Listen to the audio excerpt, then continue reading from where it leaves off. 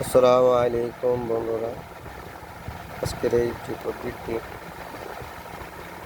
স্ক্রিনে দেখা যাচ্ছে ভিডিওতে, এটি খুব পরীক্ষিত তদবির। যদি কোনো দোকান চলতে চলতে বন্ধ হয়ে যায় শত্রুর ক্ষতিতে বা কোনো জাদুর আসরে, এই তদবিরটি ব্যবহার করলে আল্লাহর কাছে খুব সুন্দর ফলাফল পাওয়া যাবে।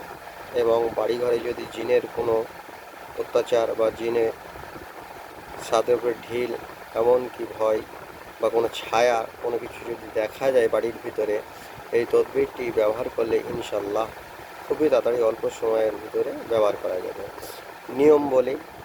নিয়ম হচ্ছে এই শনি মঙ্গলবার দেখে এই তদবিরটি হয় হাতে লিখবেন, না হয়তো স্ক্রিনশট করে নিয়ে কোনো ফটোকপির দোকান থেকে বার করে নেবেন।